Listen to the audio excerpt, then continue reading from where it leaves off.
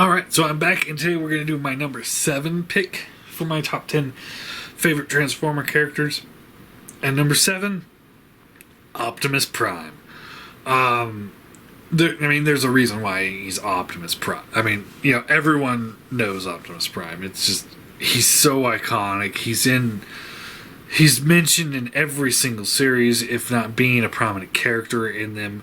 I think the only ones that he wasn't actually in was the Beast Wars and Beast Machines, but he's talked about it. There's no question that he existed, and everybody thinks of him as like a god.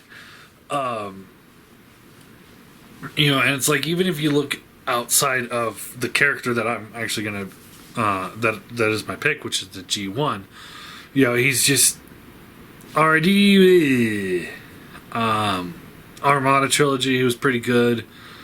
Transformers animated, he was really good in that one, because I like the idea that Prime is essentially their title for captain of the starships.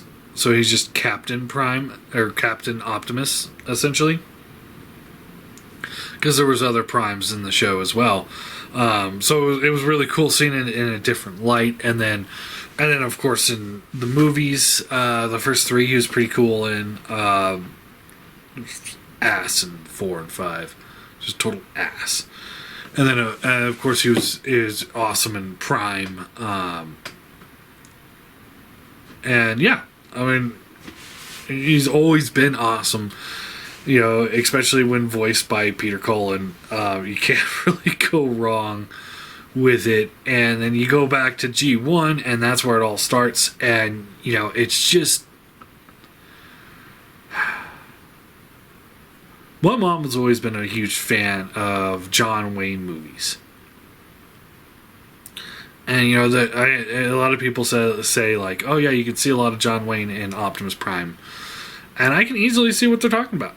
He seems like that John Wayne kind of guy. He strolls into the battle. Everyone's like, well, fuck, it's over. Optimus is here. We'll just give up now. The Decepticons never had any chance when Optimus walked onto the street on the show. It's just...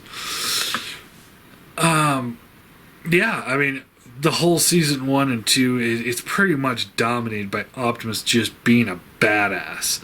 It's to the point where it's like there's that one episode where he gets shot and injured, and all the other Autobots like, well, let's just give up because we don't have Optimus. Without Optimus, we don't stand a chance against the Decepticons. And then the Decepticons fight, attack, and the Autobots are losing miserably, and Optimus just shows up and just fucking mows everybody down. It's like, oh yeah, Optimus. It's to the point where he's almost OP, but because of the fact that there are scenes like like that one in question where he was injured, or where they dissect him, make a crocodile out of his parts, and just a random gun on top of a building, which was really silly. And then of course he dies in the movie. But there's a reason why. He's like OP, but not totally OP, which is hilarious because OP, overpower, Optimus Prime. It kind of goes hand in hand.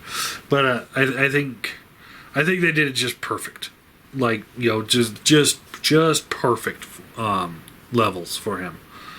To be that badass, especially since when you really look at the G1 Autobots, for the most part, like they said, they're not warriors, and so they really relied on Optimus to be that warrior, and he really did it, and he did it well. And there's a reason why there's stories of kids that locked themselves in their room or bathroom or something like that for 3 days after Optimus died in the movie.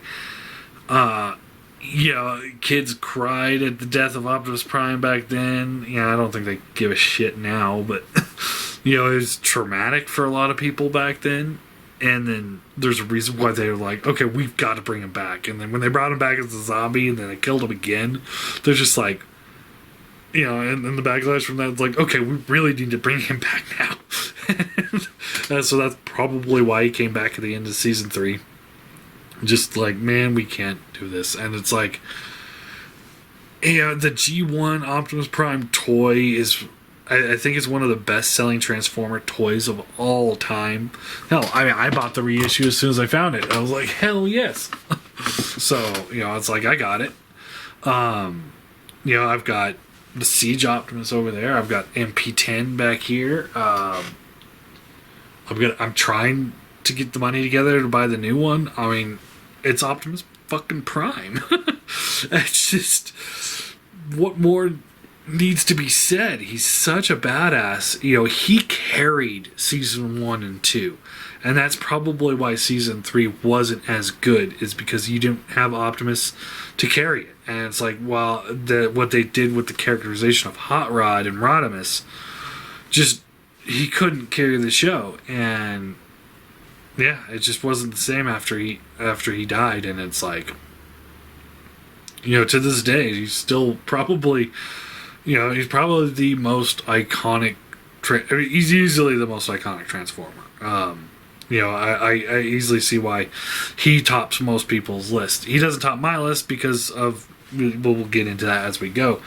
But for me, he will always be my favorite Autobot leader. It's kind of torn there because I actually do like Rodimus more from my memories. So it's like that's where it gets a little muddy, because it's like for this list, because I'm trying to do it as from what was in the show. And as a kid thinking back, it's like, of course I love Rodimus more than Optimus because he's such a badass. But I'm going off of the movie and then the Return of Optimus Prime. I only saw the two things, but once you put season 3 into account, it's like ugh. And not only how Rodimus was in season 3, but how season 3 wasn't as good without Optimus Prime. So, and I think that was one of the biggest problems, because they didn't have Optimus Prime. So yeah, that would be, there's my number 7 pick. What are you guys' thoughts on Optimus Prime? I mean, everyone's going to be like, why isn't he your number 1? It's like, well, there's a reason for that.